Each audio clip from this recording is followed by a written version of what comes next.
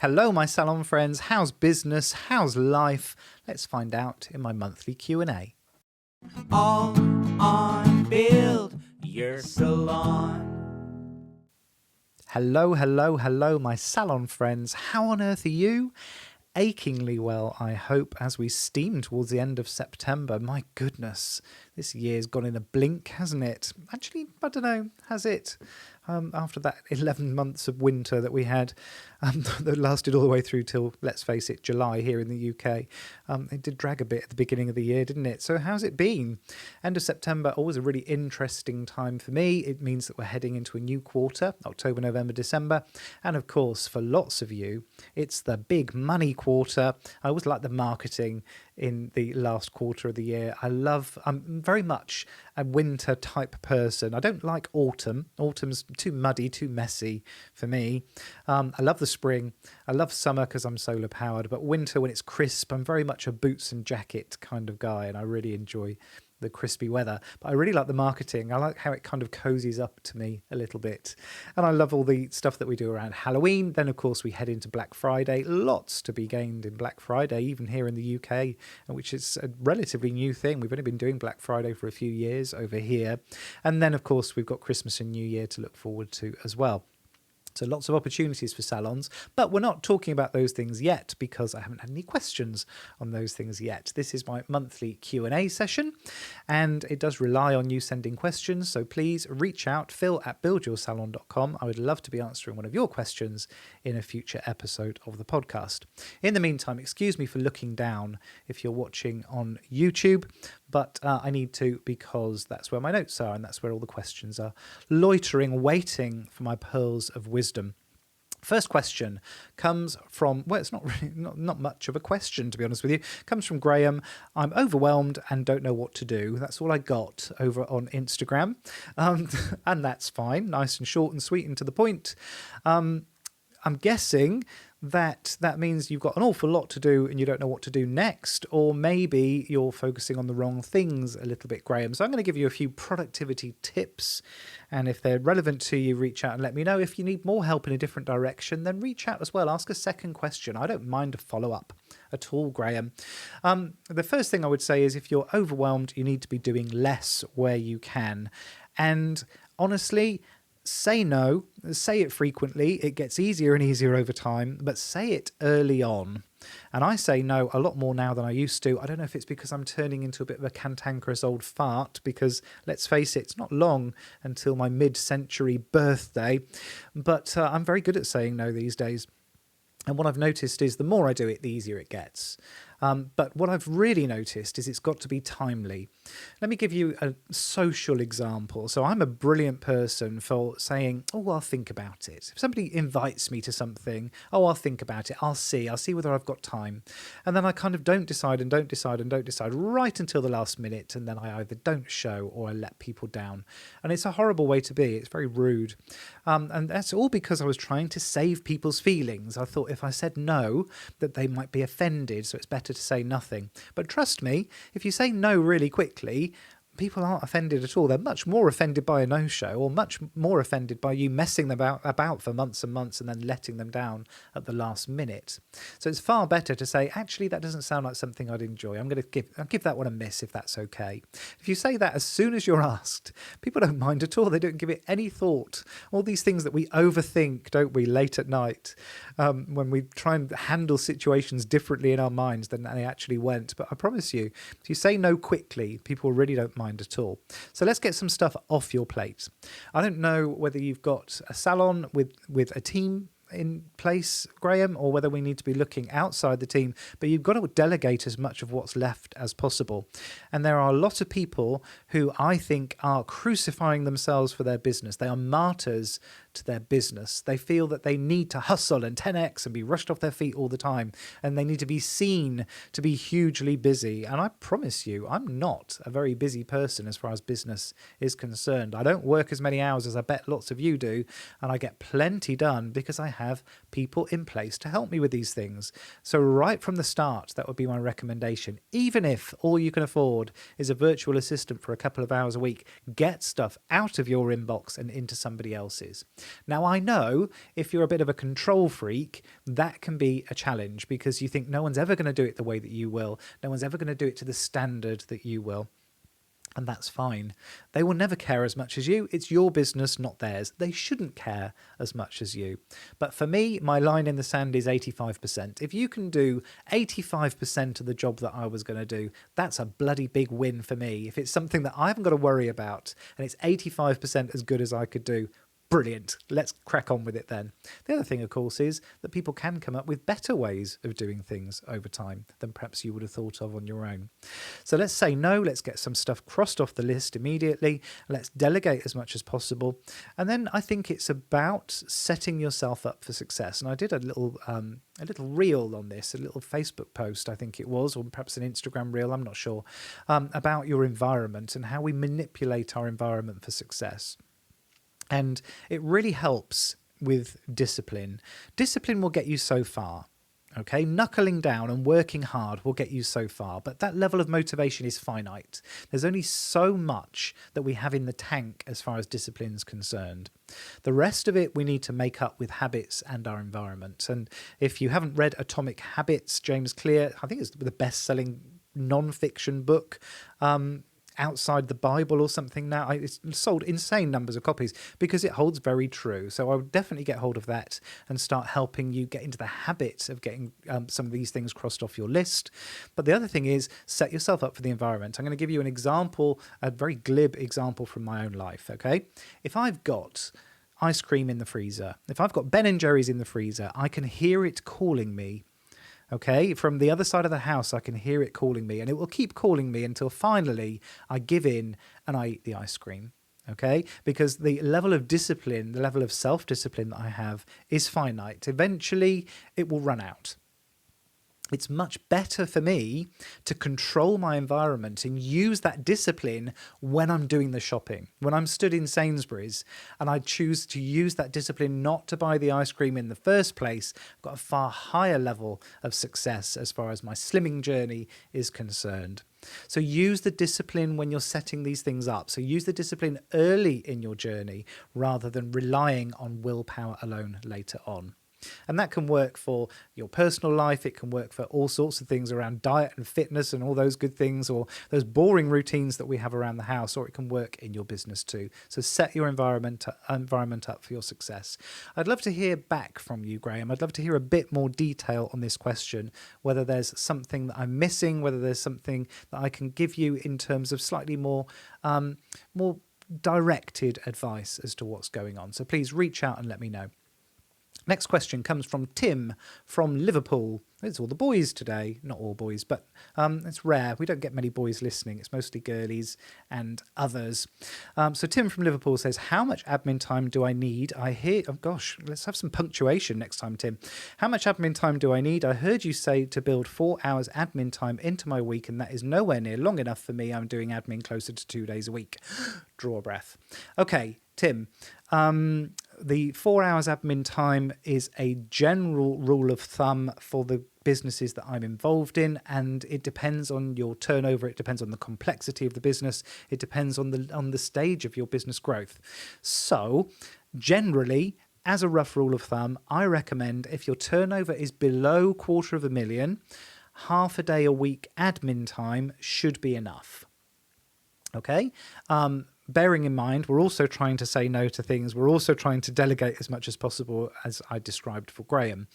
So half a day a week should be enough to run a business of that size. That said, in the early days, it might be double that, triple that, quadruple that. Okay, if you've only just opened your business and there's an awful lot to do in terms of putting systems in place and getting marketing systems in place and all of these things that we need doing, then it might be that we need a bit more time in the short term. But I think 2 days a week would be an awful lot. Once you're beyond that 250,000 mark, then yes, your admin time is going to increase, and perhaps we're at the stage where it could become a full-time job if you're running a business beyond a certain size. But as far as building that admin time into your week's concerned, though, Tim, I'm pleased that you're doing that. I'm pleased that we're actually finding time in the week rather than trying to squeeze admin time around our working week. But I think, yeah, half a day would be a good rule of thumb. The other thing I would say, is it Parkinson's law, which basically says that tasks will grow to fill the time slot that's available to them. They will grow to the resource that's available. If you give yourself 2 hours admin, you're going to end up being busy for 2 days worth of admin, rather. You're going to end up being busy for 2 days of admin. So give yourself less time. See, and it will make you prioritize.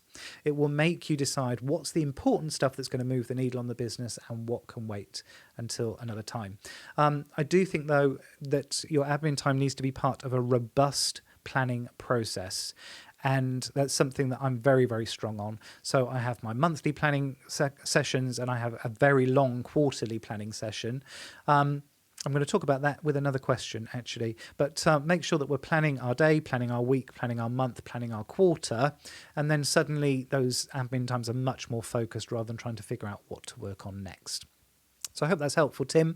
Treat yourself next time. Let's have some commas and full stops. Next question. I'm such a cow, aren't I? I don't know why anybody listens.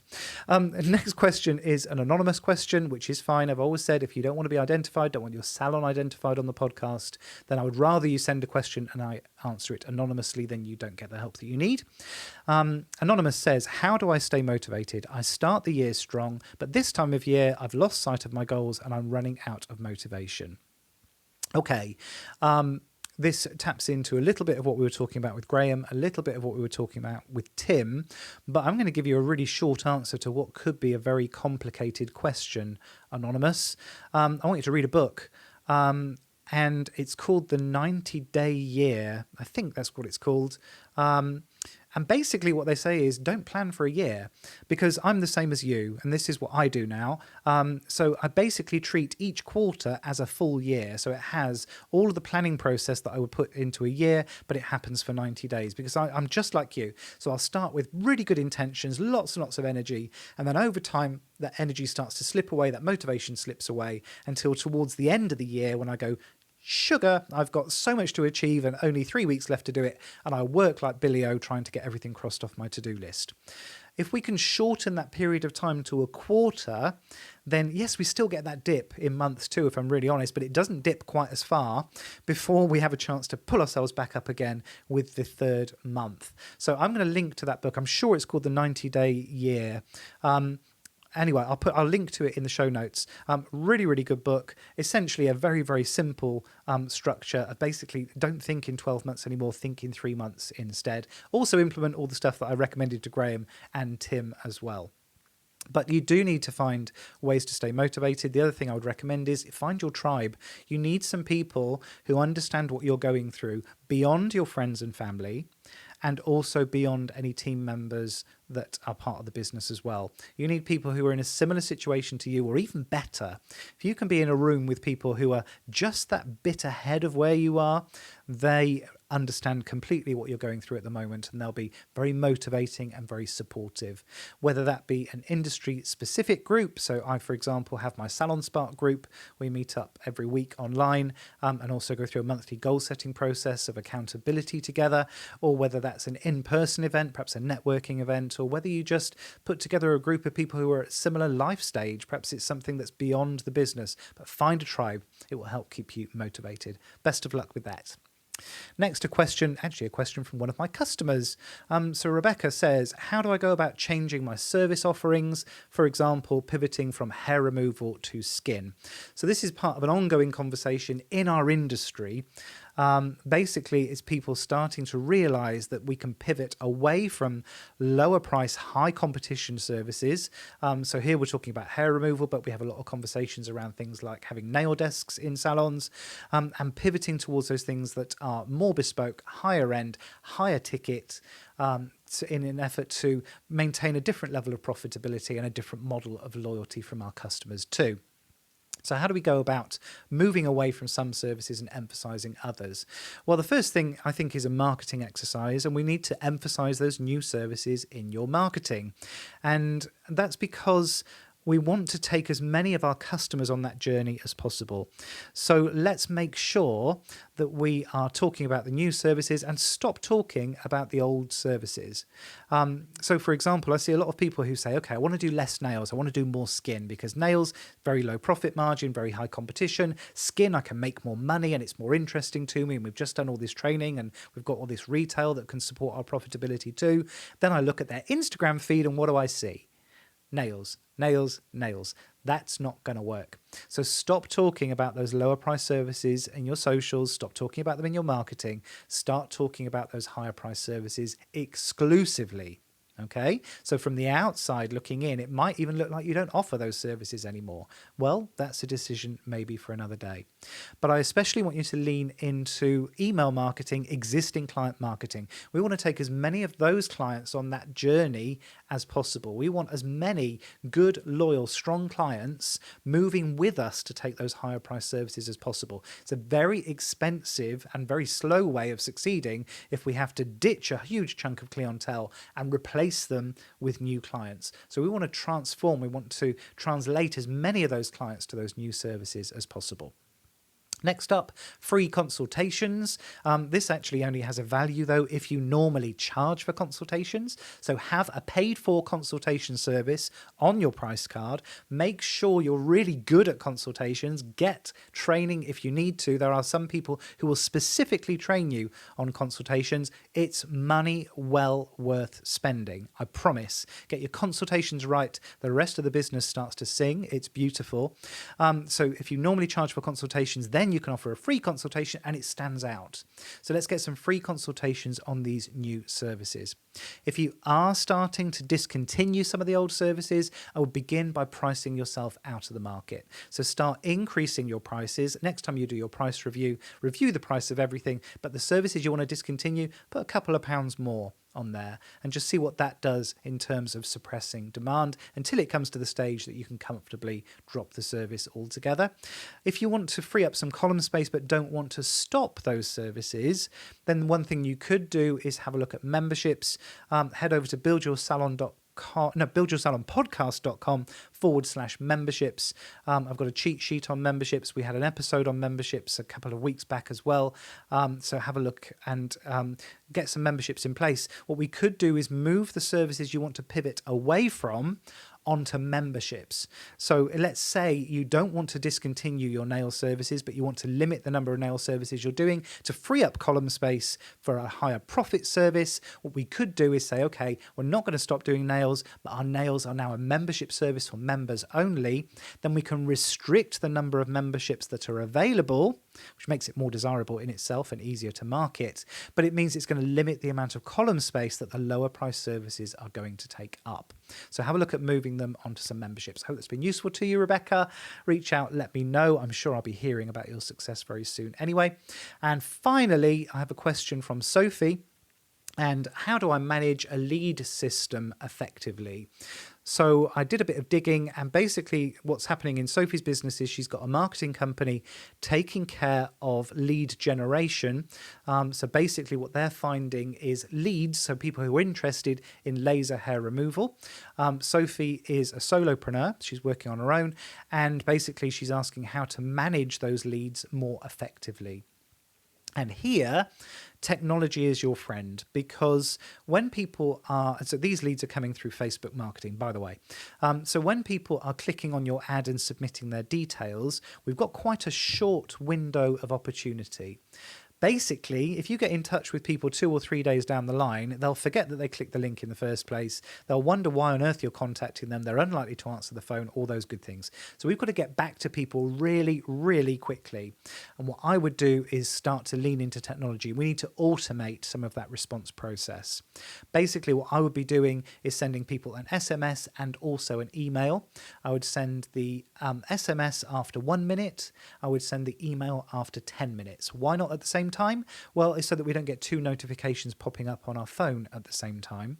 And then basically what we're trying to do is get people into a conversation as quickly as possible. not necessarily getting them to book the service, not even necessarily getting them to book a consultation, just getting that conversation going. Because taking people from the stage where they're scrolling through Facebook looking at photos of dogs through to actually spending money with you is not going to happen in one hit. Okay, that lead is going to need warming up. They're going to need nurturing. They're going to need to start building a relationship with you before they're going to spend money, particularly on something like laser, which is a comparatively high ticket item. So they're going to need to get to know you a little bit. So let's get that conversation started as quickly as we possibly can. Then we need to get some form of commitment. And I know that the really big problem with these lead generation companies, these lead generation campaigns, is we get a lot of people no-showing, a lot of people not replying. So they've shown an interest, but actually then they've kind of had second thoughts and gone off the boil a little bit. So we want a commitment as quickly as possible. Now, it's going to be difficult to get them to give you a financial commitment, but if we're going to take them on the journey where they're going to be booking a consultation with us, keep in touch, keep nurturing, keep messaging backwards and forwards on the run up to that consultation to make sure they're not going off the boil in between times. And then my final point is in the follow up, because a lot of people will be expressing an interest in something that they may or may not be interested in. Gosh, I did this just the other day. A company popped up because, of course, technology is listening to us all the time. I'm about to build a new office and I need a new door. And I was looking at door companies, but that's not going to happen for a few weeks yet. But I clicked a button, expressed an interest. Now, what will be interesting is if that door company is doing their retargeting properly, if they're following up, if they're nurturing properly, I'll be hearing from them for quite a long time after. And this is happening with you as well. Just because they've clicked a link or given their details doesn't mean they want laser hair removal now. It might mean that they're thinking about it for the future. So keep in touch, keep going back to these people each time you run a promo, each time you run an offer, just to keep in touch. We just need to keep them warm, keep the lead alive, keep nurturing. At some stage, they will either tell you, absolutely, I'm not interested, or now is the right time. So 3 main points to that, Sophie. Firstly, use technology. Secondly, make sure that we're getting back to people and nurturing that conversation as much as we can. And thirdly, don't forget the follow-up, even if it takes weeks or months. So I hope that's been helpful to everybody else as well. I would love to be answering some of your specific questions in a future episode of the Build Your Salon podcast. Here's my email address, phil@buildyoursalon.com. You know, I love hearing from you guys anyway. I love sharing your success stories. Also reach out if you'd like to appear on a future episode of the Build Your Salon podcast. I'd love to be interviewing some salon owners around their particular journeys to success. If you feel you've got something to share, then reach out and let me know, and perhaps we'll be talking soon. Just 7 short days until I'm coming in your eyes and ears again with another dose of wise owl wisdom. And until then, take care.